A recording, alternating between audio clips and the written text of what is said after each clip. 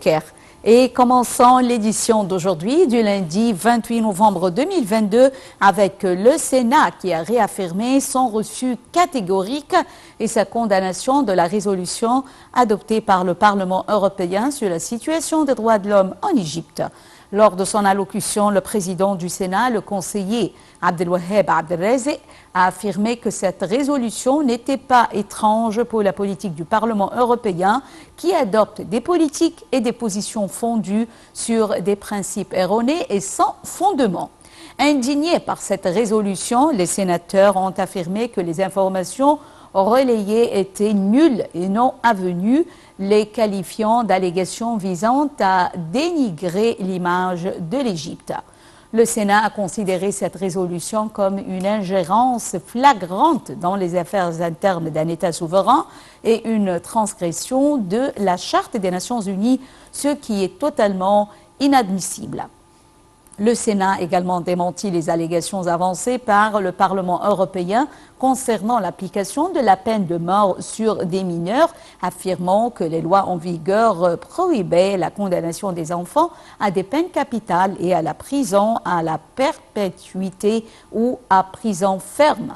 Réagissant aux allégations sur le détenu Alaa Abdel Fattah, le Sénat a précisé que ce dernier n'était pas détenu de manière arbitraire et qu'il purgeait une peine de prison après avoir été reconnu coupable d'un crime pénal dans le procès numéro 1228 de l'an 2021.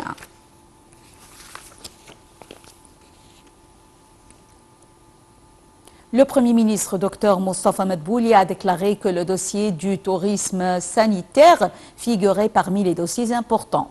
Il a signalé que l'État visait à profiter des capacités touristiques, notamment avec les efforts déployés, pour développer les établissements sanitaires et appliquer le système d'assurance sanitaire dans un nombre de gouvernorats. Ceci est intervenu lors de la réunion tenue avec les responsables concernés d'examiner le dossier du tourisme sanitaire et les moyens de le développer. Le Premier ministre a enjoint de viser un nombre de nationalités dans le but de présenter des services sanitaires à travers des institutions exceptionnelles et des mesures faciles pour entrer en Égypte et avoir des services sanitaires.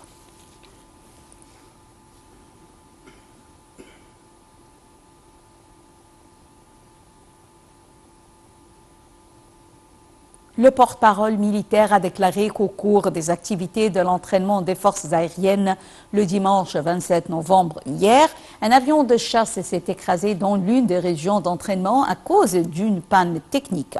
Le porte-parole a affirmé que tous les membres de l'équipage sont sains et saufs et que le crash n'a provoqué aucun dégât au lieu du crash. Il a également indiqué que toutes les mesures nécessaires ont été prises par les services concernés.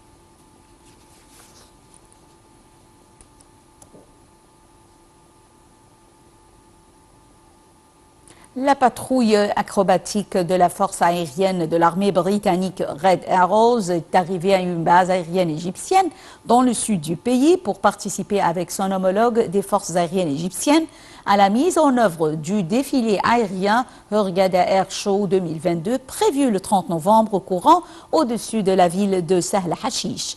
La patrouille acrobatique des forces aériennes britanniques Red Arrows y participe avec un groupe d'avions pour exécuter des défilés aériens distingués avec la participation de la patrouille acrobatique égyptienne Silver Stars. Des parachutistes égyptiens présenteront également des défilés lors du festival. Les ministères de la Culture, du Tourisme et des Antiquités et des Sports participent aussi à l'organisation de l'événement. Le Forum mondial de la jeunesse a participé au sommet Forbes Moyen-Orient au-dessous de 30 ans lors de sa première édition tenue à El Gouna en Égypte. Plus de détails dans ce compte-rendu. Le Forum mondial de la jeunesse a participé au sommet Forbes Moyen-Orient au-dessous de 30 ans lors de sa première édition tenue à El Gouna en Égypte. Il s'est tenu sur 3 jours entre le 24 et le 26 novembre 2022 au campus d'El Gouna, avec la participation d'un grand nombre d'entrepreneurs émergents, d'artistes, de chefs d'entreprise et d'athlètes célébrités et autres jeunes talents ambitieux dans leur domaine de la région du Moyen-Orient.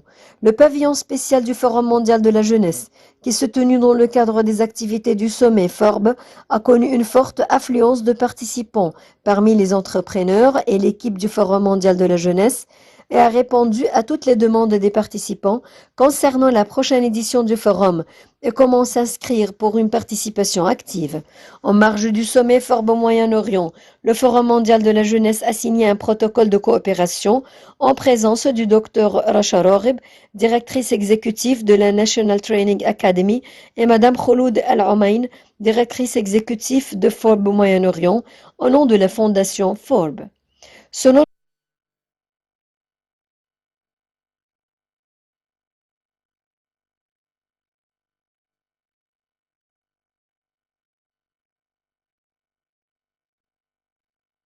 de l'Intérieur a poursuivi ses efforts dans la lutte contre le trafic du drogue. Les efforts des appareils de sécurité durant cette semaine ont abouti à plusieurs grands résultats positifs. Le ministère de l'Intérieur a notamment saisi de grandes quantités de stupéfiants et la police a réussi de confisquer 284 968 kg de cannabis, 34 391 kg d'héroïne et 1 020 kg d'opium.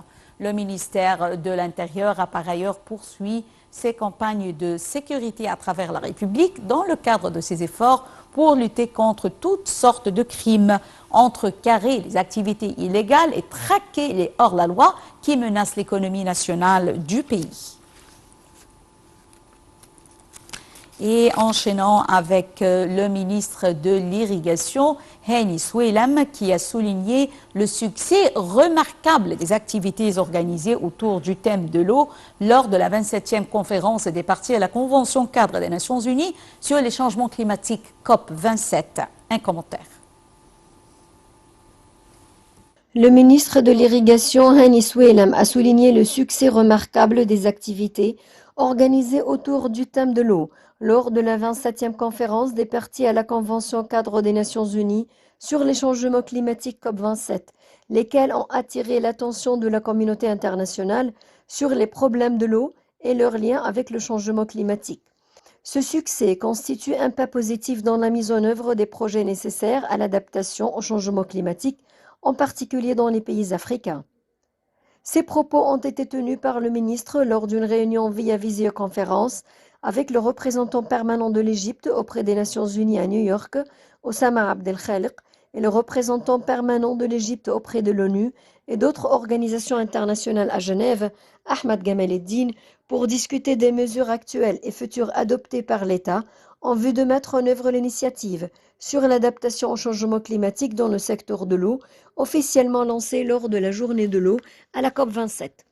Cette initiative a reçu un grand soutien de divers gouvernements et organisations internationales lors du 10 sommet sur le climat, alors que l'Égypte a commencé à communiquer avec des partenaires internationaux pour élaborer des projets à mettre en œuvre en ce sens dans les pays en développement, surtout les pays africains, a-t-il ajouté. Les procédures nécessaires seront prises au cours des prochains mois pour démarrer l'exécution effective de la dite initiative, sachant que les objectifs et les projets de celle-ci seront définis d'ici le 1er janvier 2023, a-t-il dit. Le ministre a fait état de la coopération étroite établie entre l'Égypte et les Émirats arabes unis pour mettre en exergue les problèmes liés à l'eau et leurs liens avec le changement climatique.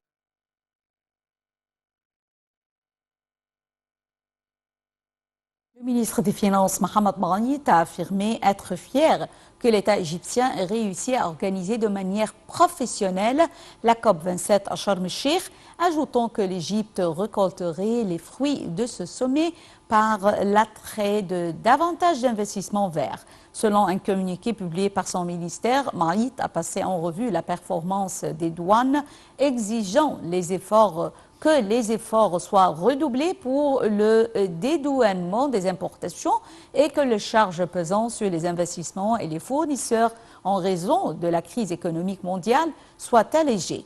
Le ministre a remercié le personnel des douanes qui ont donné une image honorable en accélérant les procédures douanières de plus de 66 000 participants à la COP27 à la lumière des directives et décisions du Premier ministre Moustapha Medbouli.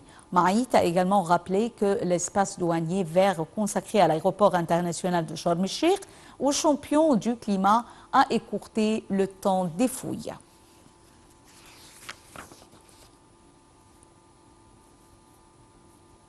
Lors de l'ouverture de la 8e conférence annuelle sur le pétrole et le gaz en Égypte, le ministre du pétrole et des ressources minières, Tarek El-Molla, a déclaré que les exportations égyptiennes de gaz se sont élevées à 8 millions de tonnes en 2022. Les efforts déployés au cours des dernières années ont fait de l'Égypte une des solutions prêtes pour répondre à une partie de la demande de gaz naturel sur les marchés européens, a indiqué M. Maït.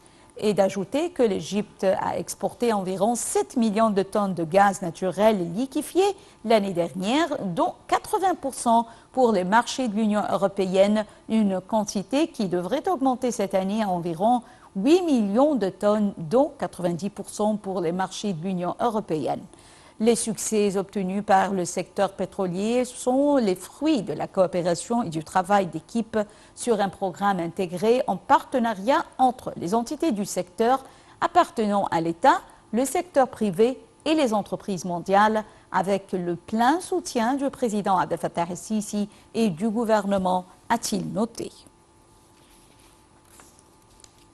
Le ministre du Commerce et de l'Industrie, Ahmed Samir, a affirmé que l'Égypte visait à accroître ses exportations vers les pays africains grâce à une stratégie plus large ayant pour but de développer les exportations vers l'Afrique conformément à ses capacités de production. L'Égypte est l'un des premiers pays à activer l'accord de la zone de libre-échange continentale africaine, ZLEC, et a déjà mis en œuvre le premier accord commercial avec le Ghana. Il a souligné avoir participé au nom du président Abdel Fattah el-Sisi aux travaux du 17e sommet extraordinaire des chefs d'État africains sur l'industrialisation et la diversification économique de l'Afrique qui s'est tenu récemment à Niamey, capitale du Niger. Mesdames et messieurs, avec cette nouvelle, nous arrivons à la fin de cette édition de notre programme quotidien Midi au Caire. Merci pour votre fidélité à Nile TV International et bonne journée. Au revoir.